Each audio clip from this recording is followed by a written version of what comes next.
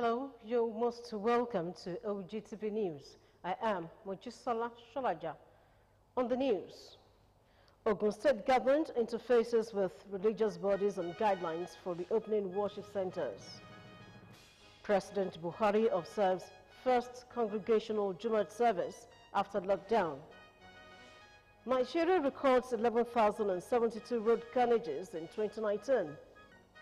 U.S. unemployment rate improves in May amid COVID-19.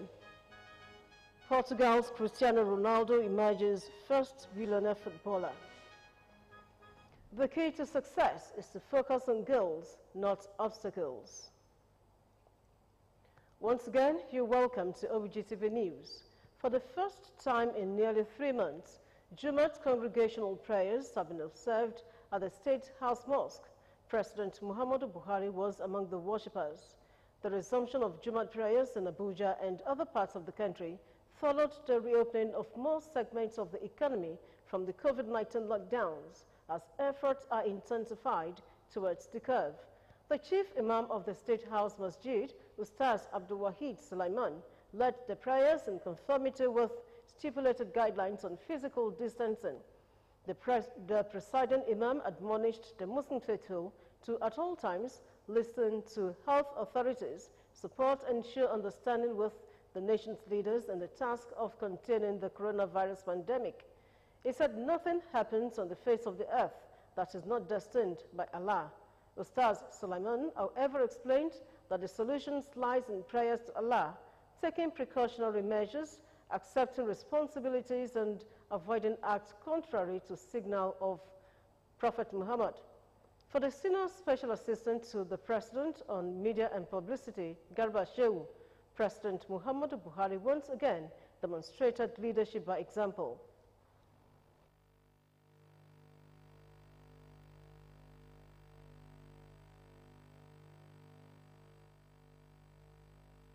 The president as a citizen himself, but beyond that, as a leader of the people.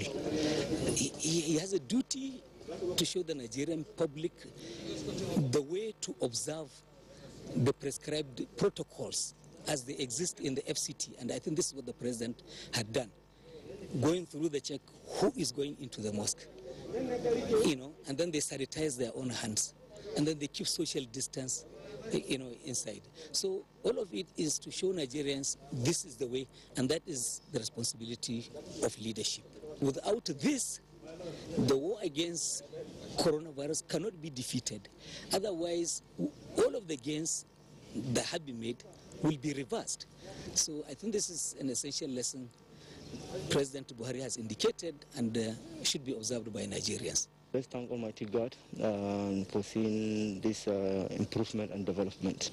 And let's continue praying that let's see the end of this coronavirus. And secondly, for the Nigerian youth, let them abide by the guidelines given by the PTF. And I'm sure the guidelines will pave a lot of ways for the ease of lockdown and movement within the country. Special prayers were offered to Allah for an end to COVID-19, as well as sustainable peace and prosperity of the country. The Ogun State government has set up a subcommittee which includes religious leaders to come up with guidelines that will ensure relaxation of the ban on religious houses tentatively fixed for the 19th of June 2020 as a result of coronavirus infection. Governor Dapo Abiodun made this known at his weekly press conference on efforts to contain coronavirus in the state. Meanwhile, the lockdown at weekends on the state is still in place, while residents of the state are still free to move till 10 in the night between Mondays and Fridays. Details of the press conference in our subsequent bulletins. Ogun State government met with leaders of religious bodies on specific definitive guidelines towards further easing of the lockdown as regards reopening of worship centers in the state. Leading the government team at the meeting held in Abeokuta, Secretary to Ogun State government, Mr. Tokunbo Talabi, noted that the present administration in the state was mindful of the potency of prayers, praise worship, and other religious activities at this challenging period in global history. He also noted that Prince Dapo Abiodun's administration accords high premium to the safety of lives and well-being of the residents of the state and will not take any untoward decision that will affect the healthy living of the people at this pandemic period. I'm a Christian. I'm missing going to church. I love to go to church sometimes and just sit down and say nothing.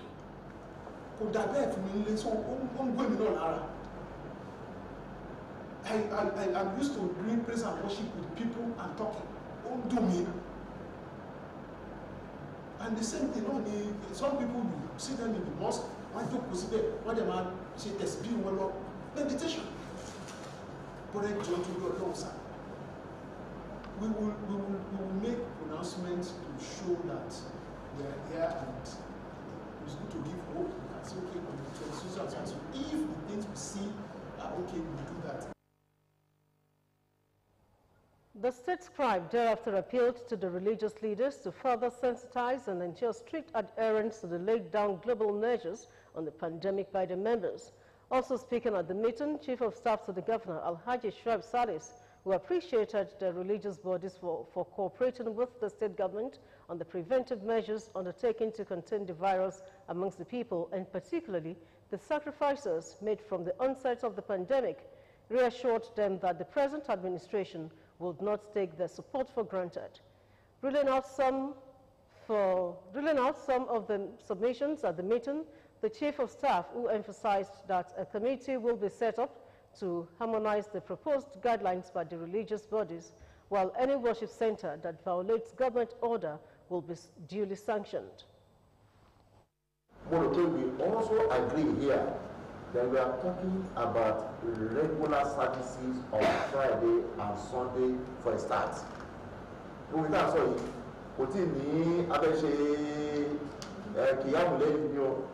midnight vigil. We also want to start gradually with the regular services on Friday and Sunday. In the separate remarks, the Chief Imam of Yorubaland and Secretary, League of Imam and Alfaz, Al-Aji Tajuddin Adewumi, and Secretary, Christian Association of Nigeria, Pastor Stephen Adeyemi, applauded the various global health preventive measures of Governor Dapo Abiodun towards containment of the spread of the virus in the state. It's to comply with what the government says, because from the things I've seen and I'm observing with this government is a lover of Muslims and Christians. Our advice to all our Christian faithfuls outside there in Ogun State is to be patient as we cooperate with the Ogun State government. So much has been opened up to us today. We have deliberated deeply, and we see reasons to follow the government's step. The religious leaders thereafter advised their members to be patient with the decision of government, as plans was in the pipeline to reopen worship centers for people's spiritual rejuvenation at this period. As some state governments reopen worship centers this weekend, the federal government has threatened to review the relaxation of the restriction placed on churches and mosques if worshippers disregard its guidelines. The chairman of the Presidential Task Force on COVID-19 and secretary to the government of the Federation, Boss Mustafa, made this known in Abuja at the Task Force press conference. In the guidelines, the Task Force advises vulnerable people, including those with conditions such as diabetes, cardiovascular diseases, cancer, as well as people that are above 55 years, to worship at home. Mustafa said the task force will continue to explain the guidelines it issued to worship centers and other public places.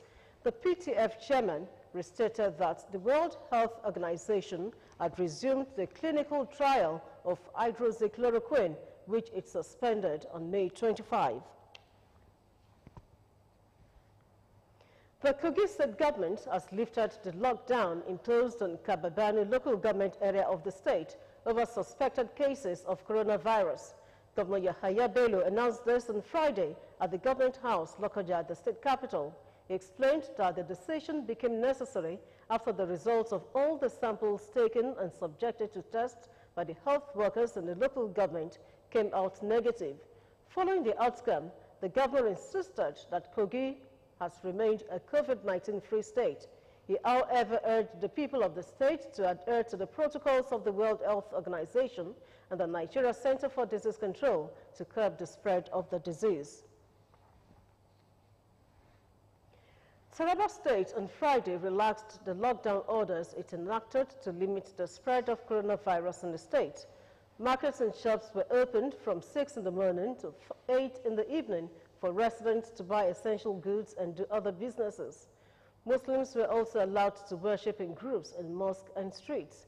Christians will also worship in churches on Sunday. The state will, however, return to lockdown on Monday and will open next weekend. However, the people are still to wear face masks and adhere to the social distancing order. Taraba, according to the Commissioners of Health and Information, Innocent Wakai and Danjuma Adamu, has no active case of COVID-19 at the moment, and no one has died of the virus in the state. The Nigeria Center for Disease Control has issued a new set of guidelines for the treatment of COVID-19 patients in isolation centers. The Director General of the NCDC, Dr. Chikwe Ihekwazu, stated this at a presidential task force on COVID-19 briefings in Abuja. He said the decision to stop the administration of antiviral drugs on COVID-19 patients was brought on by latest research on case management. He added that the trials of chloroquine and hydroxychloroquine will soon go on, saying there have been quite a number of studies now that's shown that they do not really improve the outcome of this illness. So they have withdrawn them from guidelines of management. The National Coordinator, PTF, Dr. Sani Aliyu, raised the alarm over the lack of access to care for chronic medical conditions, including human immunodeficiency virus, as well as the absence of maternal, newborn, and child health services. And still on COVID-19, the number of confirmed COVID-19 cases in Africa has reached 168,464, and at least 4,700 people have died. Statistics from the World Health Organization Office for the African region showed on Friday 73,000 recoveries and 4,700 deaths were also recorded as of Friday. Most cases in the region were detected in South Africa with 40,792, Egypt with 28,615, and Nigeria with 11,516. Egypt, South Africa, and Algeria account for the highest number of related fatalities with over 1,681,000 deaths. In May, WHO Director General Tedros Adhanom Ghebreyesus said that Africa was the least affected region in the world in terms of COVID-19 cases and deaths. He noted that the continent had 1.5% of the world's reported infections and less than 0.1% of the global death from the infection. And still ahead, court upholds INEC's power to register political parties. More news after the break.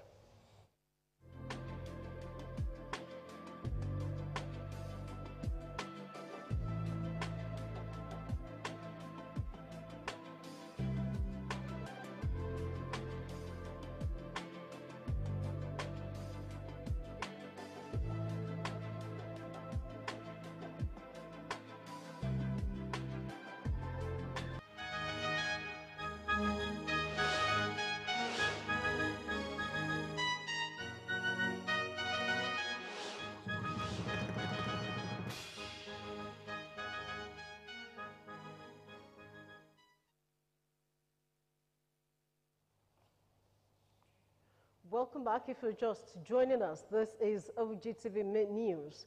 The Speaker of Ogun State House of Assembly, Right Honorable Olakunle Oluomo, says the recently passed State Technical and Vocational Education Board Amendment Law 2019 by the State Assembly will enhance seamless learning and exhibition of technical skills and innovative ideas by the youth for the development of the state. Speaker Oluomo made the remarks shortly after the Rector, Federal Polytechnic Ilaro, architect Shegun Aluko, conducted him round facilities, including mechanical ventilator, disinfectant booth, movable environmental sanitizer, multiple hand washing and sanitizing machine, all fabricated by the institution. The Speaker, accompanied by Honourables Lateef Ajayi and Yusuf Adejojo, emphasized that the new legislation by the 9th Assembly aimed at reviving technical and vocational education in the specialized curriculum with a view to producing competent technicians with the needed skills and knowledge and contributing to technical advancement of the society remains one of the core mandates of polytechnic education in the nation. Our people, our students should be encouraged to be technically knowledgeable in whatever they are doing. So I will be proud if this type of thing is coming out of here. Then it will encourage them to come and do what we are talking about. We have just passed a bill yesterday, or the day before yesterday, asking the state governments to change some aspect of our law that will make funds available to indigenous of Ogun State who are interested in going for technical education. Right Honourable Oluomo lauded the Polytechnic team for deploying its human resources for the development of facilities that could assist in the fight against the ravaging pandemic with major benefits to health institutions even after the pandemic, saying the Polytechnic institutions had continued to be upright to the nation at critical times. Earlier in his remarks, the rector explained that the automated and mechanical devices were locally manufactured by the institution as part of its effort to flatten the curve of the pandemic, with a task on government and corporate organizations to support the initiative. World Environment Day is observed on June 5 of every year. Countries across the world mark this day to raise awareness about the environment and the importance of conserving the planet. The theme for this year is Celebrate Biodiversity. Ido Fabaju reports. To care for humanity, nature must be cared for. World Environment Day WED is celebrated on 5th June every year and is the United Nations principal vehicle for encouraging awareness and action for the protection of the environment. Nature is sending us a clear message. We are harming the natural world to our own detriment. Habitat degradation and biodiversity loss are accelerating. Climate disruption is getting worse. Fires, floods, droughts, and superstorms are more frequent and damaging. Oceans are eating and acidifying, destroying coral ecosystems. And now a new coronavirus is raging, undermining health and livelihoods. To care for humanity, we must care for nature. First held in 1974, it has been a flagship campaign for raising awareness on emerging environmental issues to marine pollution, human overpopulation, and global warming, to sustainable consumption and wildlife crime. World Environment Day has grown to become a global platform for public outreach with participation from over 143 countries annually, and the theme for 2020 is biodiversity. Our degradation of the environment. We cut down the trees, what we call deforestation. We use pesticides, that leaves residue, chemical residues in the environment, that is antithesis to our health, that will affect our health on the long run. Some of them are cancer causing, some of them are endocrine disruptors, some of those things that they will leave, after we have used them, they will be persistent in the environment for a long time. 30 years, more than that, they are persistent there. And they are incorporated into the plants that we eat, into the soil, into the water that we drink, and so on. So it affects our health on the long run. So all those things need to be curtailed. Burning of fossil fuel, for example, flaring of gas in the Niger Delta, and so many other things.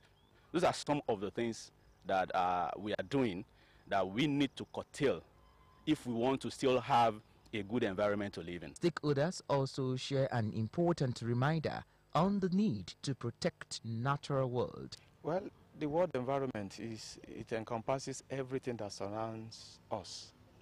Looking at the issue of waste management, we don't manage our waste very well in this nation. See, when we don't manage waste well, then one can be exposed to different kinds of diseases. It can be chemical disease, it can be chemical initiated disease or biological initiated disease. So we need to we must change our attitudes towards our environments. Let's take care of our environment. It is there that we have our life. Government was urged to provide the essential infrastructure that supports life on Earth and human development, which will drive the momentum and public awareness of nature as a key aspect in environment.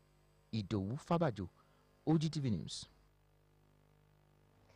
The need to be conservative in the demand and usage of environmental resources for sustainable development and living becomes imperative towards giving the ecosystem the required period to recharge and replenish itself.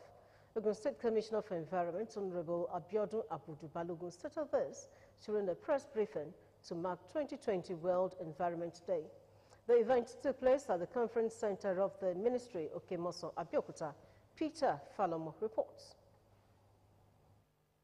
World Environment Day on every 5th of June has always been set aside to raise awareness on environmental issues such as global warming, pollution, human overpopulation, protection of wildlife, and sustainable consumption. For year 2020, biodiversity becomes a concern for its urgency and existentiality as a result of environmental effects on mankind across the globe. Biodiversity describes the variety of life on Earth.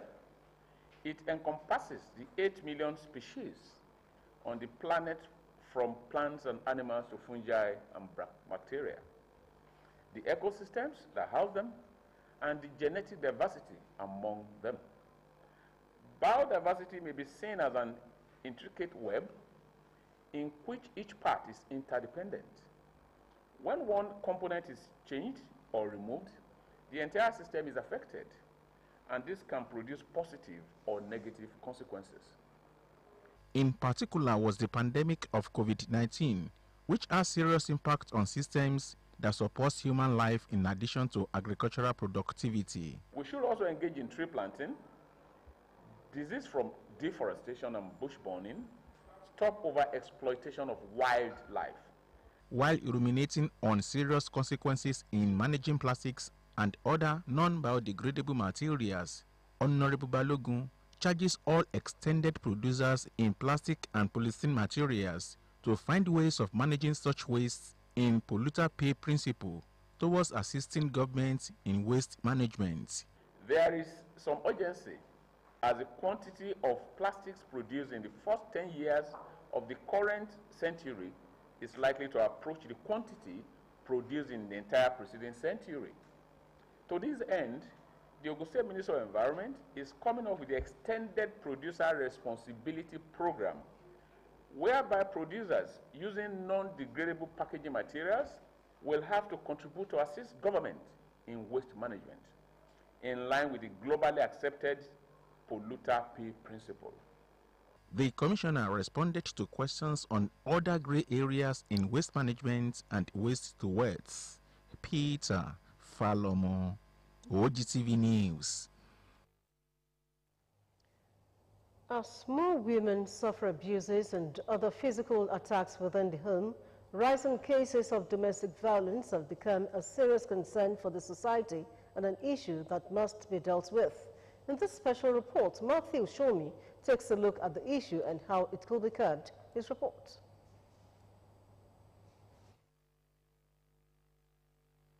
Any form of physical and emotional assault against a spouse committed in a domestic setting, such as marriage or cohabitation, could be described as a domestic violence. In extreme cases, domestic violence has resulted in many deaths, permanent bodily injuries, or separation if not properly managed. People have been speaking on some of the root causes of domestic violence and how the abused can seek help. That, some men who also beat their children, their wives, is uncalled for, is animalistic. A right-thinking person does not do that. Women are, soft-hearted person. No matter how heady, how, whatever they are, you need to really accommodate them and just take them as if you are treating a very flexible, material. So that's the way I see it. Violence is a negative behavior that is generally rejected by civilized society. And then criminally, it's an assault. It's an assault and it's a criminal offense that is punishable by law. Respondents appeal to all concerned to rise against domestic violence. But in reality, domestic violence is not limited to women. Only that men generally, they were more of a species that suffers in silence. And this has been confirmed by many researchers. When a man is emotionally disturbed by the behavior of the wife, he could not make so much noise because he's expected to be mature in handling marital issues. So recently we discovered that emotionally, psychologically, men suffered from domestic violence too. Best school is the family, is the parents. The wife, the mother, the father needs to start inculcating into the children right from their cradle the idea of godliness, God-fearing attitudes. And by the time everybody knows quite right that don't do unto others as you don't want the others to do unto you, they will know that treating a fellow human being, badly is not something that is right. They advocated for stringent measures against abusers. Matthew Shomi, Ogtv News. The Independent National Electoral Commission, INEC, has raised the alarm about the possibility of having an acrimonious governorship election in Edo and Ondo State, urging security operatives in the country to be proactive in nipping it in the bud. INEC Chairman Professor Mahmood Yakubu gave the charge on Friday in Abuja during the first virtual meeting of the Interagency Consultative Committee on Election Security. Professor Yakubu also advocated a supplementary code of conduct for all security operatives participating in the conduct of elections in the COVID-19 pandemic era. The security agencies need to act proactively, while early engagement with political parties and aspirants is necessary in order to create the atmosphere for peaceful primaries and consequently peaceful elections. According to the chairman, INEC's policy on conducting elections under the current pandemic is anchored on the guidelines issued by the Presidential Task Force based on the advisory by health authorities. A federal high court in Abuja has held that the Independent National Electoral Commission possesses the power to deregister political parties. In a judgment on Friday, Justice Taiwo said INEC is empowered under the Constitution to deregister political parties that failed to meet provisions of Section 225A of the Constitution. The judgment was in response to Hope Democratic Party, which queried the recent decision by INEC to deregister it and some other political parties. The judge was of the view that since it is a legal principle that he who asserts must prove, the plaintiff was under the obligation to prove that INEC acted unconstitutionally by deregistering it as a political party. This is the second time the judge is affirming INEC's right under the Constitution to deregister political parties. And now to security issues. The Armed Forces of Nigeria says its Operation Katsina, a subsidiary operation under Operation Adarandaji, has neutralized 392 bandits since its commencement on the 14th of May through land and air offensives. Coordinator, Defense Media Operations, Major General John Eneche, said this in Abuja while addressing newsmen on operations of the Armed Forces of Nigeria and other security agencies across the country. Eneche said Operation Katsina with airstrikes operation of Lafedoli led to the deletion of key Boko Haram territories, ISWAP commanders in the northeast and the logistic bases, cutting off their supply routes. He added that their camps have been in disarray as a result of the killing of some of the key commanders through airstrikes and artillery bombardment on the identified locations. Out attacks in depleted strength on soft targets. Thus, the terrorists now carry out attacks in depleted strength on soft targets, which is being effectively countered by the gallant troops of Operation Lafia Dole. Following closely in the northwest and north central parts of the country, the gallant troops, through land and air offensives, successfully neutralized 392 bandits since the commencement of Operation Katsina, which is a subsidiary operation within Operation Hadarindaji. This seriously degraded the bandits and other criminal elements in the two zones. The Nigerian Armed Forces assured that through Operation Accord, the Nigerian military and other security agencies will decisively clear all identified idols and hibernations of bandits and terrorists through its land and air combat actions. While congratulating the troops for the successes recorded and urged them to do more, he therefore called on the general public to be more proactive in the provision of credible and timely information by reporting suspicious movements and strangers within their locality to troops stationed in the areas, saying it is very necessary for the enhancement of operational activities. That escaped resorted to reprisal attacks on civilian targets. However, Operation Accord was preemptively planned by the High Command of the Armed Forces of Nigeria to handle this situation. In this regard, the Chief of Defense Staff ordered the commencement of Operation Accord from June 1st, that is Monday this week. Let me state categorically here that Operation Accord is a joint operation involving the Armed Forces of Nigeria and other security agencies. It is a concomitant operation by all the theaters of operations in the northwest and north-central zones of the country, targeted at tackling banditry and other criminal activities. The Nigerian Air Force, through the air components of Operations Daji, Thunderstrike and Gam Aiki, has flown over 1,400 hours in the last 5 months, neutralizing about 369 bandits and other criminal elements in air operations.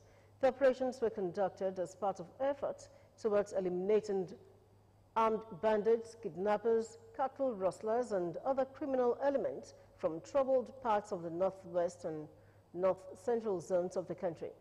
In a statement by the NAF Director of Public Relations and Information, Air Commodore Bikunle Daramala, the Air Officer Commanding Special Operations Command, Air Vice Marshal Charles Ober, said the operations involved 848 air interdiction, intelligence, surveillance, and reconnaissance, among others. Air Vice Marshal Ober was briefing the Chief of the Air Staff, Air Marshal Sadiq Abubakar, on operational achievements between January 2020 till date. The Air Force Chief commended Special Operations Command and personnel of the 3 operations for the commitment towards security of lives and property. Air Marshal Abubakar stated that the headquarters, NAF, will continue to ensure the availability of attack and ISR aircraft as well as helicopter gunships among other necessary logistics support at various airfields. The Inspector General of Police, Muhammad Adamu, has condemned Thursday's attack by gunmen on the Ishalu branch of the First Bank of Nigeria Limited in the Yagba East local government area of Kogi State. In a statement on Friday, the IG ordered a full-scale manhunt for the criminals who also invaded the Divisional Police Headquarters in Ishalu and killed some officers on duty.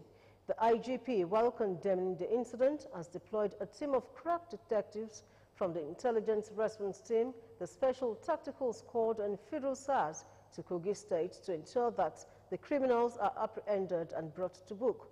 The IGP has also directed the AIG of Police in charge of the Zone 8 Police Headquarters, Lokoja, AIG Yunana Babas, to immediately assess and review the security arrangements in Kogi State and environs so as to prevent any future occurrence of such untoward incident in the state. The police boss, while condoling with the families of the police officers and victims who lost their lives in the attack, said ongoing investigations will expose the perpetrators. He called on the people of the Isholi community in Kogi State to remain calm and to avail the force with credible information that will help in the speedy arrest of the criminal elements. A female student at the University of Jos who was kidnapped by gunmen has regained her freedom. The 300-level zoology student, simply identified as Helen, was abducted on Wednesday night by gunmen who attacked the staff quarters of the Federal College of Land Resources Technology located at Kuru Community, Jos South local government area of Plateau State. Sources from the staff quarters confirmed Helen's release on Friday. According to them, she was picked up around the Haipang community and the neighboring Barkin Ladin local government area of the state on Thursday night by family members after the kidnappers abandoned her in the bush. Spokesman, Plateau State Police Command Uba Ogaba, also confirmed that the student had been released by her abductors. The PPRO, however, did not state whether a ransom was paid or not to secure the release of the abductee. No fewer than 11 people were reportedly killed and scores injured following renewed attacks on Tungwa and Itsuada communities in Bali local government area of Taraba State. Gunmen invaded Tungwa on Thursday and Itsuada on Friday, killing 11 people, while several houses in the two communities located along Bali Mararaba Road were also burnt in the attacks. Many people, especially tea farmers, were seen fleeing the communities on foot to Bali for safety. The renewed attacks and killings came barely 8 hours after the Taraba Joint Peace Committee submitted an updated report on the crisis to the Deputy Governor, Engineer Haruna Manu in Jalingo. A total of 5,483 Nigerians got killed in road accidents recorded in 2019, according to the latest statistics from the National Bureau of Statistics. The NBS disclosed in its report on road transport data for 2019 that Nigeria recorded 11,072 road crashes in the period under review. Special violation is reported as the major cause of the road crashes in 2019, and it accounted for 48% of the total road crashes reported. Wrongful overtaking followed closely as it accounted for 9%, while poor weather recorded the least of the total road crashes reported. According to the NBS, a total of 35,981 Nigerians got injured in the road traffic crashes recorded. 33,831 of the 35,981 Nigerians got injured, representing 94%, while 5,059 of the 5,483 Nigerians got killed, representing 92% of the figure. The NBS report added that a total of 17,500 vehicles were involved in road traffic crashes in 2019. According to Federal Road Safety Commission's statistics in Nigeria, motor crashes seem to be a major killer in Nigeria, claiming lives in the thousands every year. Kunle Ibikunle in this special report takes a look at how to reduce road carnages on Nigerian roads. Details of his report are in this package. Statistics from the Office of the Federal Road Safety Commission indicate that between 2011 and 2013, over 6,000 deaths were recorded in the country yearly, and the target is 50% reduction in accident rate globally by 2020.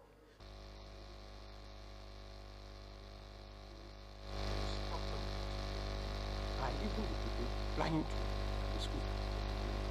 It is the husband that teaches the wife. We look at the vehicles coming in.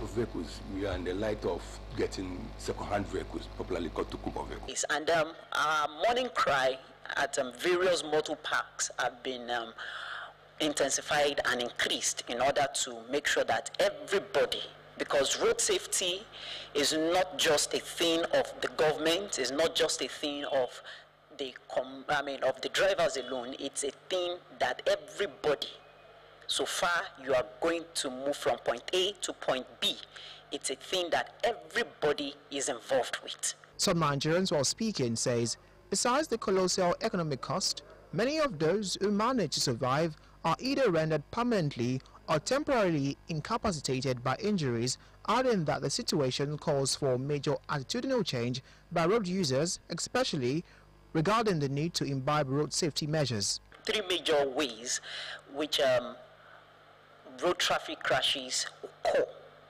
on the road. One is the human factor, two is the environmental factor, and three is the mechanical factor. Follow the normal speed limit that we're supposed to. Then are we planning for our journey? These are the things that we need to change the behavior, the modification of our people. What are the solutions? Our road is not there okay. If road there okay, there's no accident or whatever in the road. Let there be energy. Let there is power supply, not uninterrupted power supply. Because people say that it is the only business they can do now, that they can feed the family. And they are not well trained on the job. It is obvious that the current year is already witnessing its fair share of the carnage, which should be a matter of concern to road traffic managers. Then you get to the road, you don't see the enforcers, or the enforcers are not doing the way they should do. They've been compromised. What are the penalties stipulated for those people compromising? Like I said to my operatives, I even make a press statement that anybody caught extorting motoring public will be prosecuted because there is a law. Experts, however, admonished all road users to obey traffic rules and regulations as well as maintain their vehicles regularly, as this will go a long way in reducing carnage on Nigerian highways. On the business news segment, as Nigeria exchanges for dollar at 440 naira, firms expect further depreciation. Stay tuned for details.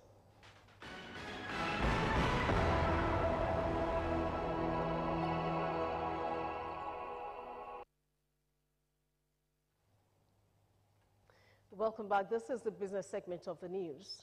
The Central Bank of Nigeria, CBN, has slated Treasury bill sales worth 821.8 billion naira in the third quarter 2020. This is contained in the Apex Bank's latest Nigeria Treasury bills issue program. Treasury bills are short-term, less than 1 year, debt instrument used by the CBN to borrow money from the public on behalf of the federal government.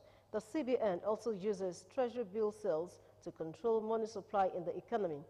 During the period, the Apex Bank will issue Treasury bill sales worth 109.65 billion naira on 91 days tenor, 149.44 billion naira on 182 days, and $562.71 billion on 364 days.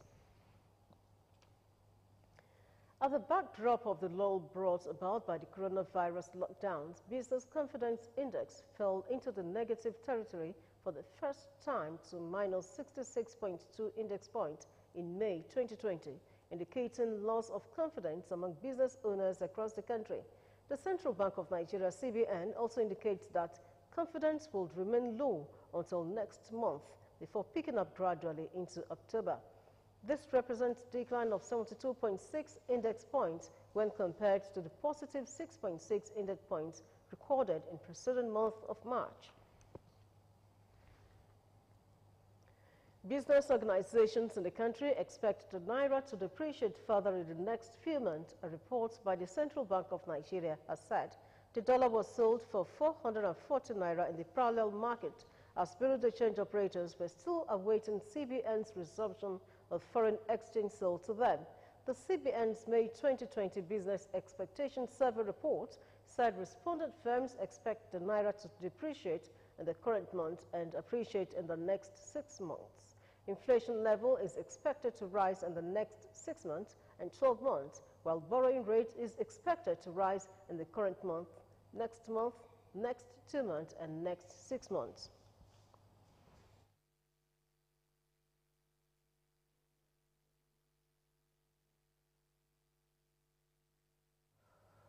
That was business news. On the world today, several videos emerged on police brutality over protests on killing of George Floyd. Details shortly.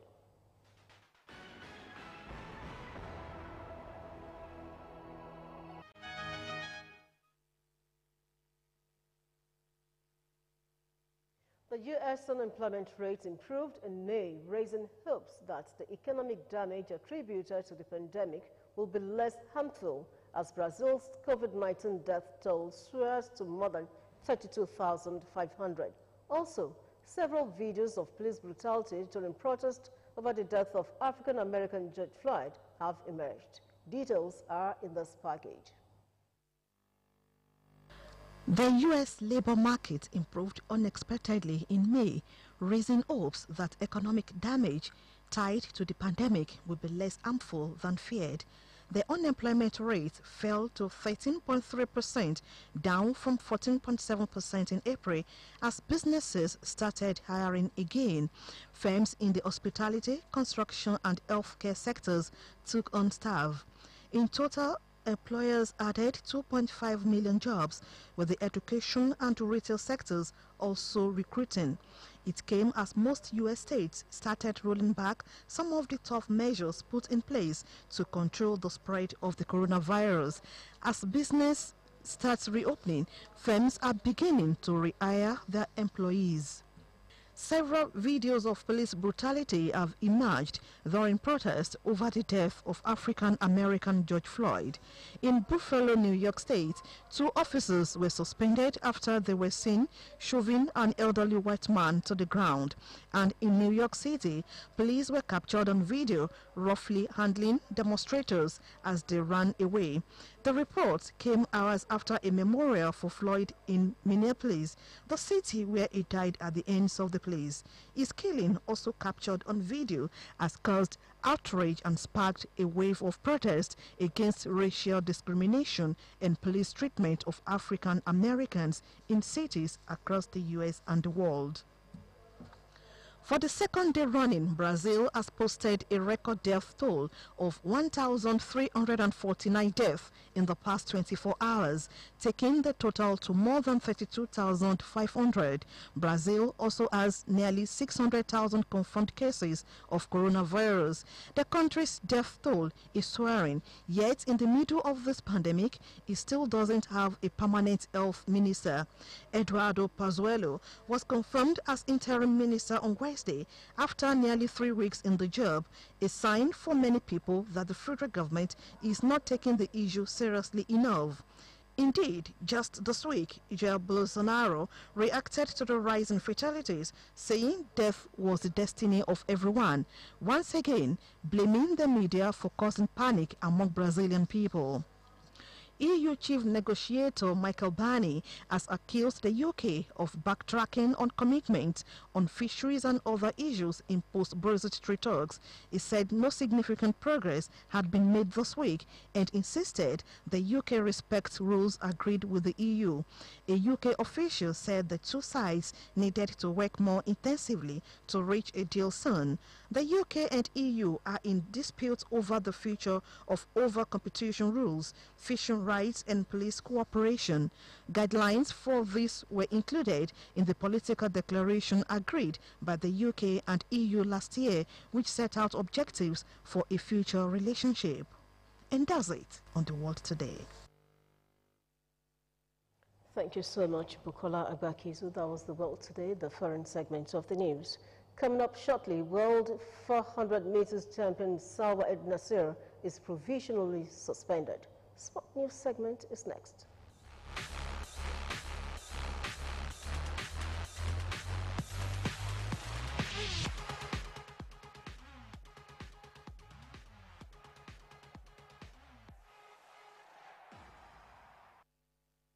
Portuguese professional footballer Cristiano Ronaldo has emerged as the first soccer billionaire, reports say. The 35-year-old Juventus star is the third athlete after Tiger Woods and Floyd Mayweather to hit by $1 billion earnings mark while still actively competing, according to Forbes. Forbes, via its Twitter handle, said Ronaldo earned $105 million in the past year, 2019, making him number 4 on the 2020 Forbes list. Ronaldo made £85 million last year from his wages and endorsement deals, pushing him into becoming a billionaire. His capital for the past year was second only to tennis superstar Roger Federer in the athletic world, and it made him the number 1 in the game of football. Borussia Dortmund Jadon Sancho has been fined by the German Football League after he was pictured getting a home haircut without wearing a mask. The 20-year-old England international's teammate, Manuel Akonji, has also been fined. The league said they had obviously violated general hygiene and infection protection standards. Dortmund had defended the players, saying they had not breached the Bundesliga's health and safety rules. The league, DFL, decided to take action against Sanchez and Akonji after they were pictured without personal protective equipment. 2 Benfica players have been taken to hospital after the team bus was attacked following the first behind closed doors match. German Julian Weigl and Serbian Andrija Zikovic were hit with shrapnel and taken to hospital as a precaution. Portuguese champions Benfica missed the chance to move clear of title rivals Porto at the top of the table after being held 0-0 by Tondela. Fans had gathered to support the team outside Benfica's Estadio de Luz. The attack occurred on the major motorway between the stadium and the training ground. The top 2 in the Premier League table are now level on 60 points with 9 rounds of matches remaining.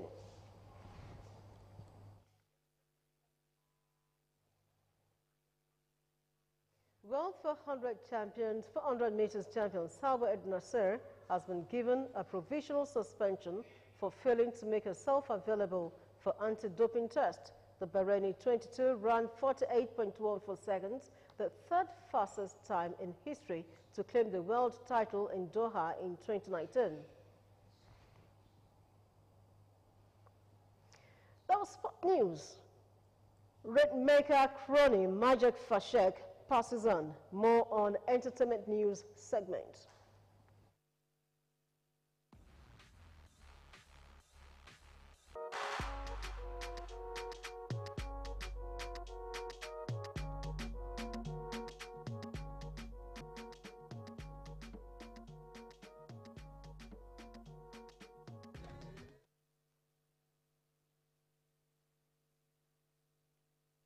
Legendary Nigerian singer, songwriter and guitarist Majakudumi Fasheke, popularly known as Majek Fashek, has died.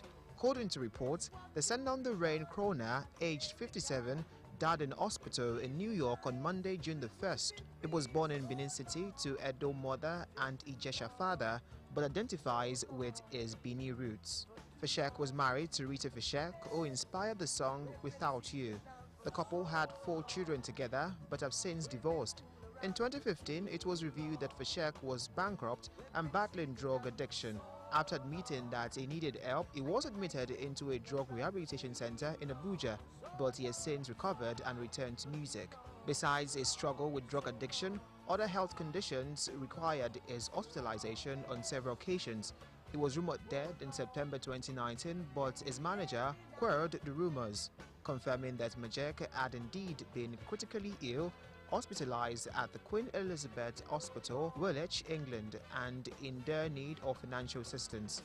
Majek's life and work are still prominently celebrated by Nigerian music fans and beyond. His legacy of excellence in music and worldwide impact through instrumentation will live eminently. Black lives have always mattered. We have always been important. We have always meant something. We have always succeeded, regardless. And now is the time. I ain't waiting. Filmmakers and actors are stunned by John Boyega after he delivered a rousing speech at Black Lives Matter protest on Wednesday. The Star Wars actor rallied crowd at large demonstration in London's Hyde Park following the death of George Floyd, telling activists that now is the time to demand racial equality. I'm speaking to you from my heart. Look, I don't know if I'm going to have a career after this. Today, it's about innocent people who are halfway through their process. We don't know what George Floyd could have achieved. We don't know what Sandra Blank could have achieved. But today, we're going to make sure that won't be an alien thought to our young ones. Boyega joined crowd who braved the bad weather to protest, following the lead of activists who have organized demonstrations in the U.S. in response to Floyd's killing at the hands of Minneapolis police officer. Hollywood heavyweights have assured Boyega he has their full support after he was widely reported as saying he did not know if he would have a career after speaking. Olayinka Shodunke, Ogtv Entertainment News.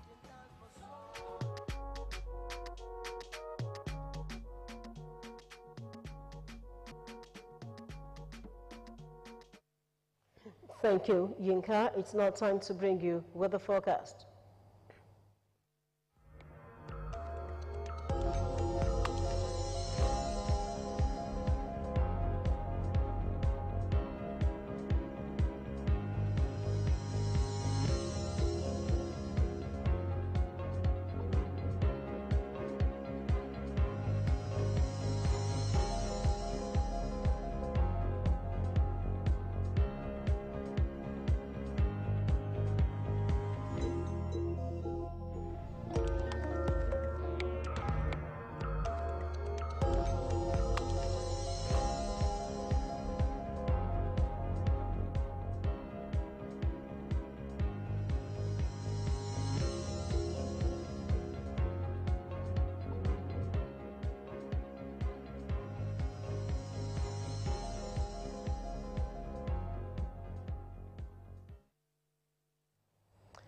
A food for thought, the key to success is to focus on goals, not obstacles. Don't forget that you can watch us live on these platforms: Apple, Roku, Windows, BlackBerry, Facebook, and Android devices. You can also watch live on Ogtv website, www.ogtv.com.ng/live. Let's take a look at the major stories now. Ogun State government has interfaced with religious bodies on guidelines for reopening of worship centers. President Muhammadu Buhari has observed first congregational Jumat service after the lockdown restrictions. Nigeria recorded 11,072 road carnages in 2019. U.S. employment rate improved in May amid COVID-19. And from the world of sports, Portugal's Cristiano Ronaldo has emerged the first billionaire footballer.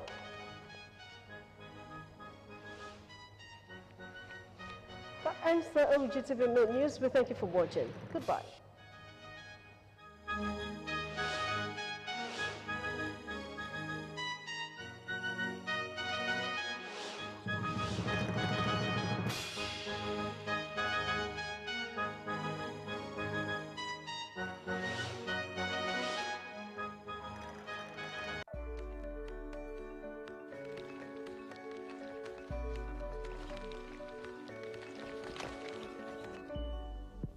This is Ogtv.